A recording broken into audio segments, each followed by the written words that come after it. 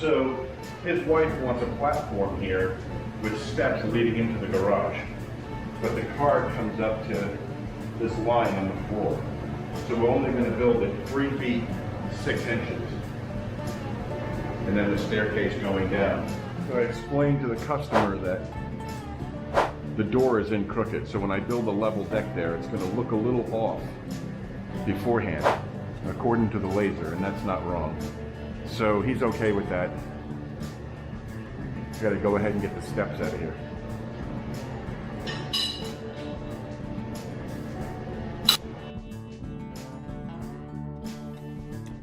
What Kitana's doing here is I have a laser line around the door and she's holding a 2x8 to it with a piece of decking on top of it, and I keep adjusting the laser line until I feel it's at the right height underneath of the door threshold. Now she's going to move to the right side here. She's going to hold the 2x8 with the piece of decking board on top of it so I can see where it rests underneath of the threshold of the door. Now I already told the customer the door's crooked, so there's going to be a little bit of a white spot. He is fine with that. It looks good on this side. Kitana's going to go back to the left side here. She's putting the 2x8 right on the laser line, putting the decking board on top of it. It fits right under the door casing. It looks absolutely wonderful. That's where the laser line needs to be.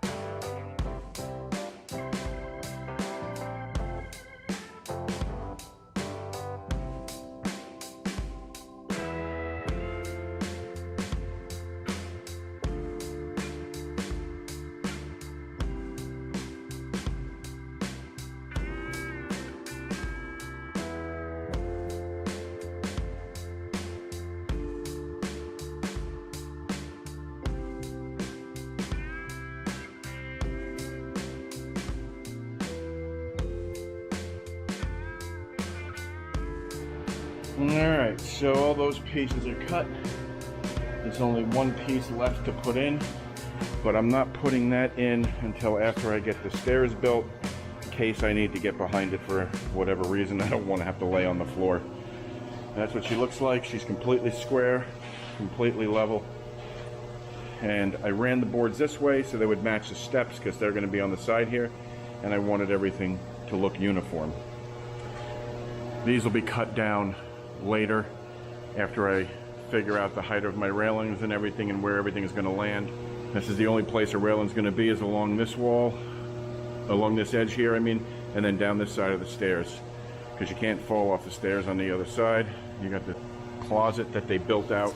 I'm going to take a break from the video real quick. I just want to cover how to convert a decimal into something that you can find on a tape measure, because not a lot of people know how to do this, and it's actually fairly simple. So my overall rise for these steps is 29 3/4 inches. That's from the top landing to the top of the concrete. 29 3/4 inches. Well, everybody knows what 29 3/4 inches is on a tape measure. Well, mostly everybody. But if you divide that by 3, you're going to get 9.916. Well, Okay, so that's 9 inches and 0.916. Well, we don't know what 0.916 is on a tape measure. I know you don't either. You can easily probably go to the 9 inches though. So let's just keep the whole number from this decimal. We'll keep the 9, and that's going to represent 9 inches. But now we got to find out what fraction of an inch on the tape measure we have to go to so that it's evenly divided between those 3 steps. So the tape measure is made up of, most of them anyway, have 1/16 of an inch and 1/8 of an inch. Some of them have 32nds of an inch on there as well. I don't usually carry a tape measure like that because there's just too many lines on there, and the older you get, you know, these glasses come in handy, but there's too many lines to deal with. I'd rather deal with just 8s and 16s. So we got 1/8 of an inch, we got 1/16 of an inch. Okay. When you take that 0.916, if you want to find out what that is in 1/8 of an inch, you just multiply it by 8. If you want to know what it is in 1/16 of an inch, just multiply it by 16. Now, when you do, if you multiply it by 8, you're going to get 7.328 or something like that. Everything after the decimal point, you just throw away. You don't need it. You're just after the whole number at this point. So when you multiply 0.916 by 8, you're going to get 7 point something. You discard the point something and you just keep the 7, and you put it over the number you multiplied by. So we multiplied by 8. So that means 9 and 7/8. Now let's just say, for instance, you multiplied it by 16 instead, because you want something that's a little bit more accurate. You want to go down to the 1/16 of an inch. Okay? So you take 0.916 and you multiply it by 16. You're going to get 14.656 or something like that. Discard the 0.656, keep the 14. Put it over the number you multiplied by, which was the 16, and you got 14/16. If you divide that, reduce that down, putting 2 into each one, 2 into 14 goes 7 times, 2 into 16 goes 8 times, you're back to 7/8 of an inch. So 29 3/4 divided by 3 is 9 and 7/8. I hope that helped you out. And that works with any fraction, any decimal, to find it on a tape measure. Let's see what this is going to look like.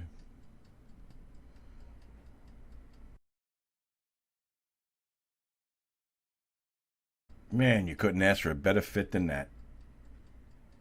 Alright, so what I've done here is I've created a mock-up.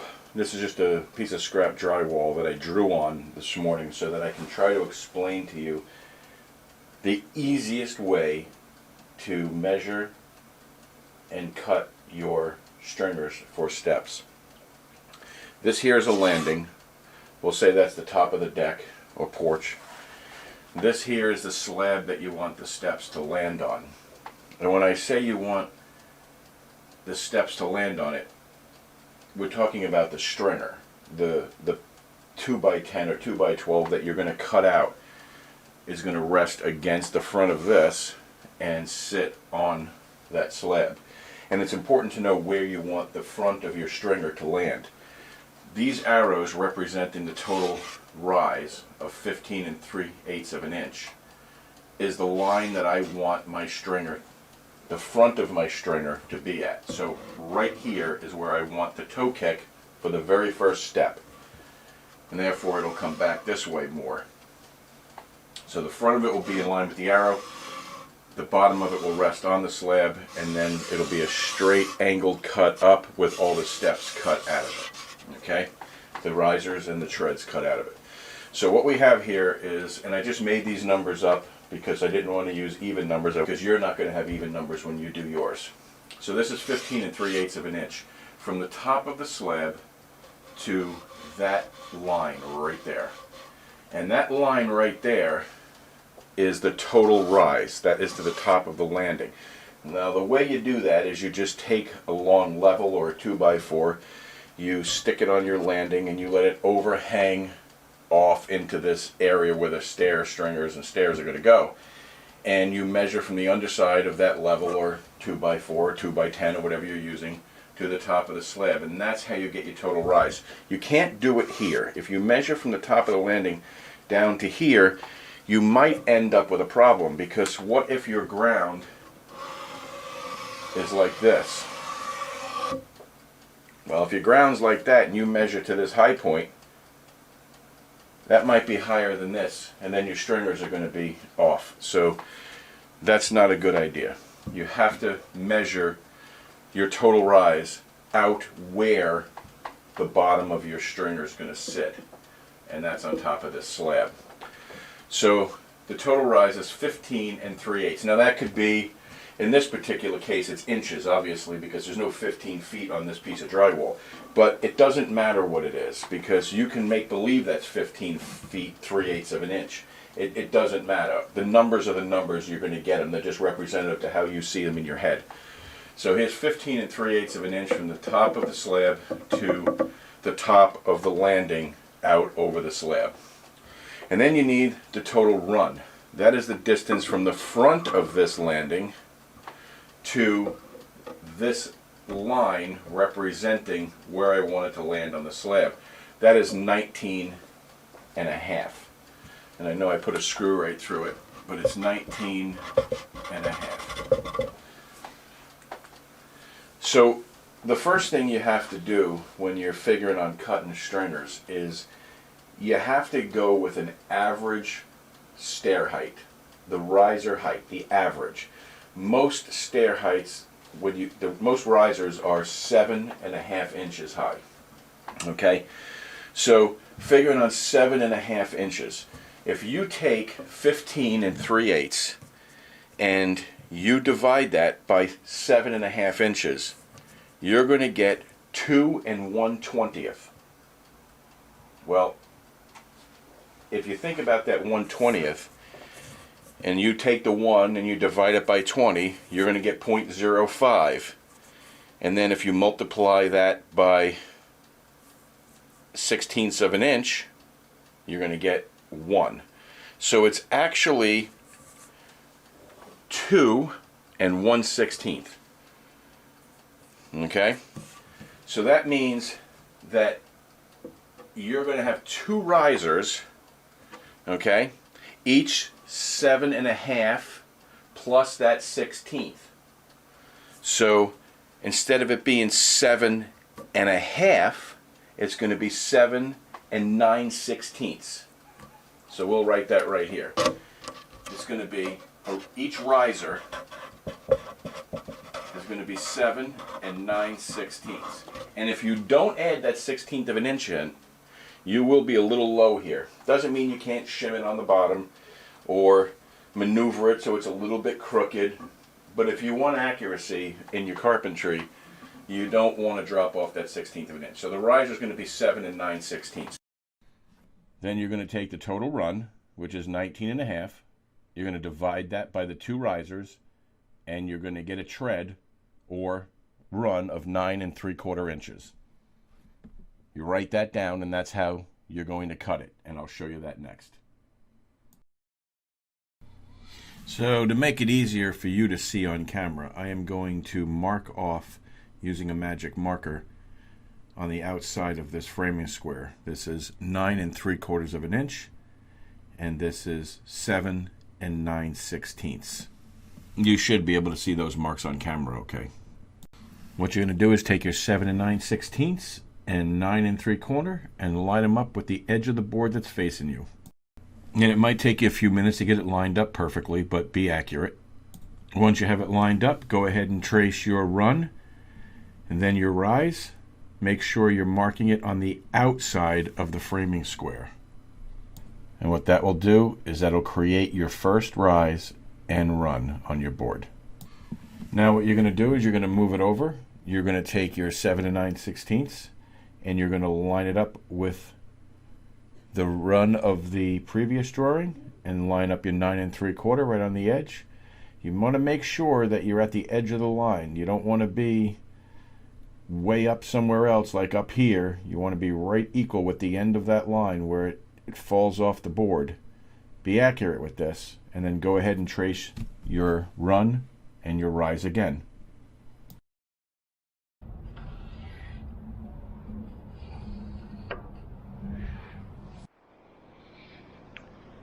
So we know that we need 2 risers. Here's one here and one here, and we need 2 runs. There's one there and there's one there. The next thing you need to do is you need to draw a terminating line. So you're going to line this up like you're drawing another rise and run, and you're only going to make the line on that side, and then you're just going to trace it so it goes all the way through the piece of 2x10 or 12 that you're using. Then you're going to do it again, another rise and run.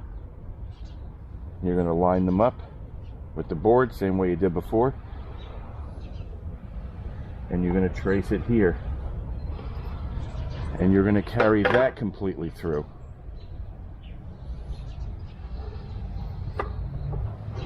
This is garbage, this is garbage, this is garbage.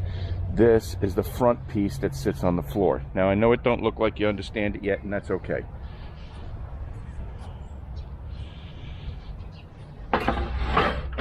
You're going to do the same thing over here. You're going to do another rise and run.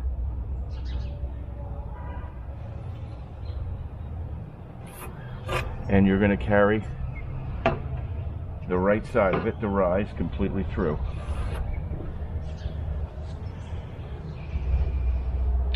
This is all garbage. So you end up with that odd looking design. But if you come around the other side,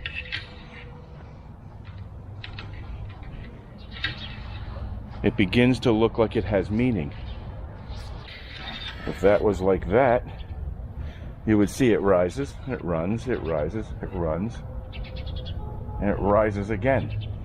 Well, we don't need that. We need 2. Rise, run, rise, run. So this is the one that actually gets carried over. I drew too many. Too many is better than not enough.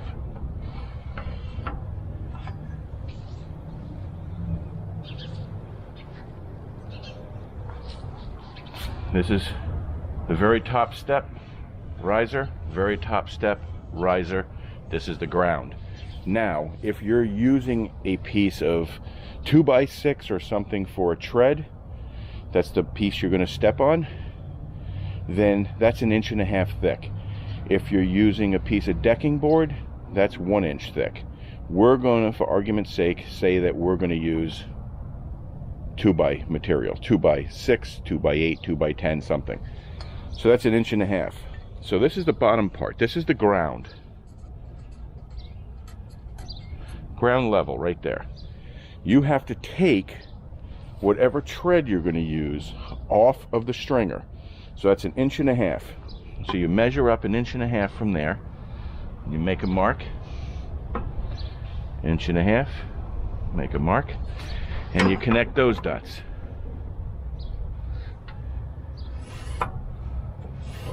And now this is garbage. You shortened the tail at the bottom of the stringer. So when you stick the 2x material on top of it, it becomes the right height again. And you only have to do that there the one time. I'm going to cut this out and we'll see what it looks like.